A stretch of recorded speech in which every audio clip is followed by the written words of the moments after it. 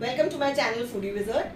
Today the class is going to be regarding the mechanical processes of drying, and before we start with various processes of mechanical drying, let us see the various modes of drying by mechanical process. So the first mode is convection. Convection means when the hot air currents dry the food material and the food comes in contact with the heated air. The second is conduction. Conduction method involves the food material being in contact with the metal surface, and the metal surface is indirectly heated by some other heating source. And the third one is radiation heating, where the heating is done by the radiation, as we saw in case of sun drying. There is another way which is known as dielectric heating, but that is not a very common process, so we are just going to deal with these three. We have already seen radiation drying. Now let us come to the drying process which is done by convection and conduction. So the first process that we are going to discuss, which comes under the convection type of heating, is cabinet drying. The next one would be tunnel drying, fluidized bed drying, rotary drying and spray drying. Both rotary and spray drying can be either by conduction or by convection. Cabinet, tunnel and fluidized are the processes which involve the principle of convection drying only. So now let us start with the first one, that is cabinet drying. So now what is a cabinet dryer? In this slide we can see the picture of the cabinet dryer. The cabinet dryer is a cabinet which is insulated and which has got trays inside it on which the food material to be dried is kept. The principle, as we have already discussed, is of the convection drying, that is by the circulation of the hot air. So in order to achieve this, what are the various parts of the cabinet dryer? It has an insulated cabinet, it has got an electric heater, it has got a fan for uniform distribution of the hot air, it has also got an inlet and outlet for the air, and it may have one or more compartments, and on the basis of that it may be called either a single or a multi-compartment dryer. And in order to keep the food material into this cabinet, we need trays, so there need to be lot of trays inside which the food will be kept. This is the picture showing the working of the cabinet dryer.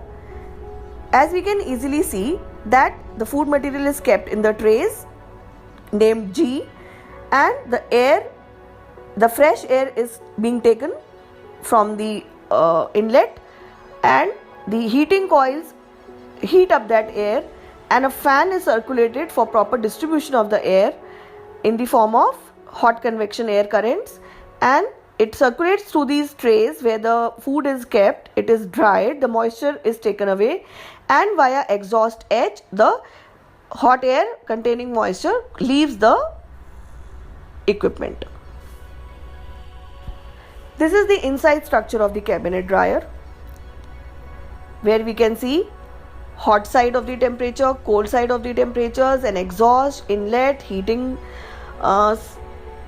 source, and also it might have screens in order to filter the air. Now let us see what is a tunnel dryer. As the name suggests, the food in a tunnel dryer enters from one end and leaves the other end. In the process of entering and leaving, the food gets dried. The tunnel dryer may consist of a tunnel that may be around 24 meters long with a rectangular cross section of 2 into 2 meters. The wet food is spread in even layers on the trays of slated wood or metal mesh. They are assembled in stacks of the truck which pass through the tunnel of hot air with a velocity of 2.5 to around 6 meters per second velocity, either in concurrent direction or in counter-current direction of the food movement. The tunnel dryer is basically a group of truck and tray batch dryers operated in programmed series so as to be quasi-continuous. The truckloads of freshly prepared material move in intervals into one end of the long, closely fitting enclosure, which may be a proper tunnel or which may be a mechanical enclosure, and the whole string of the trays is periodically advanced a step, and the dry truckloads are removed at the end of the tunnel. Now there can be various variations in the tunnel dryer. It can have a counter current flow, it can have a concurrent flow or a parallel air flow.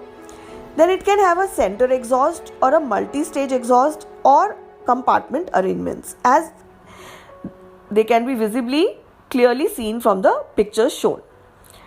Normally, fruits and vegetables are cut into pieces and dried by this method. Next dryer is the fluidized bed dryer. Now, as the name suggests, what is this fluidized bed dryer?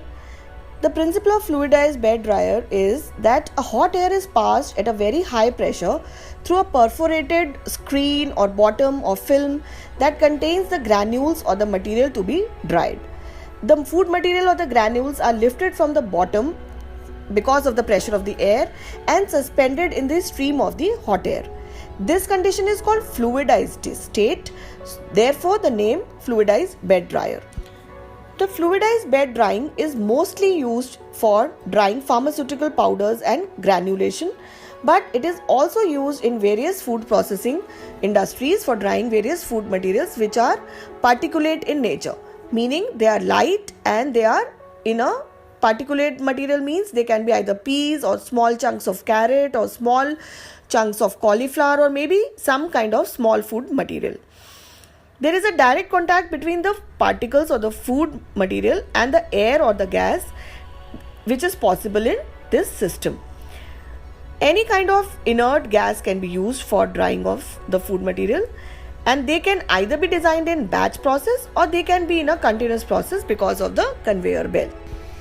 This is the diagram showing a fluidized bed dryer where the hot air is circulated from the bottom of the bowl that contains the food material and the solids.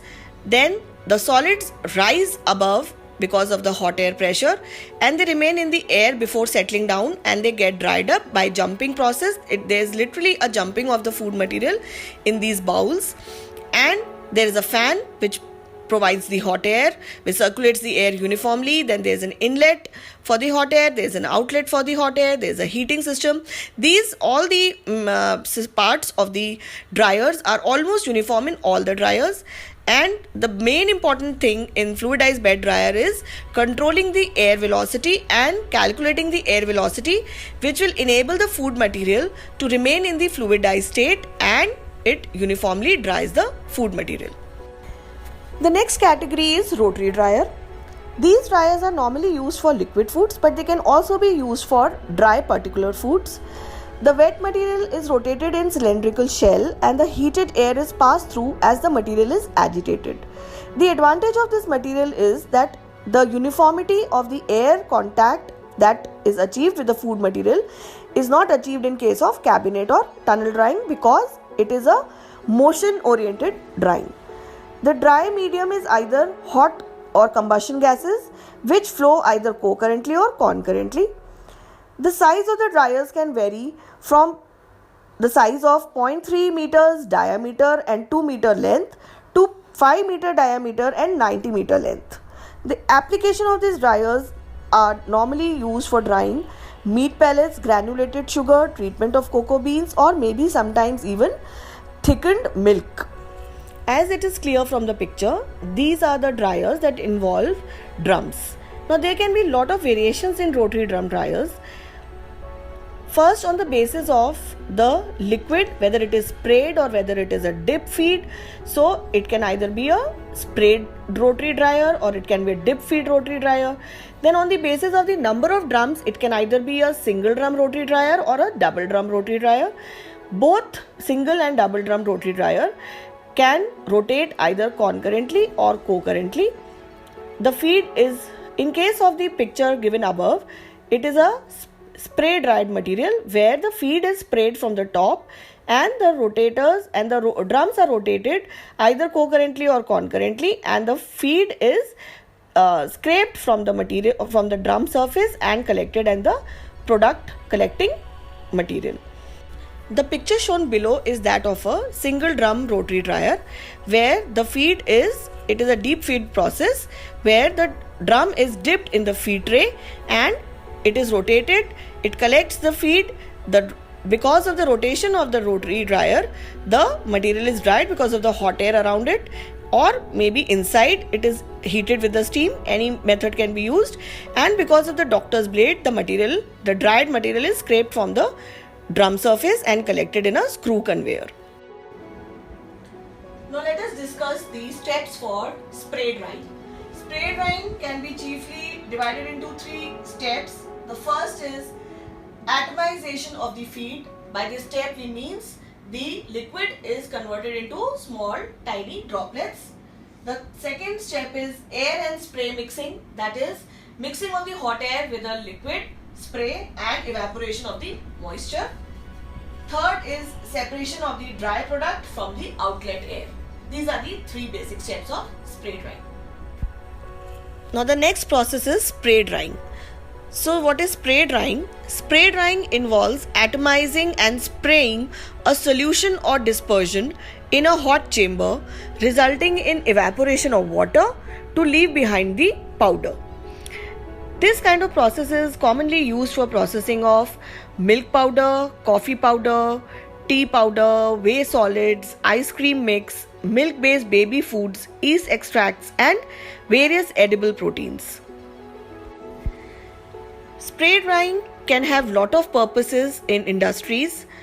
For example, first and the most common purpose is preservation, ease of handling during transport and storage. The second purpose is for microencapsulation.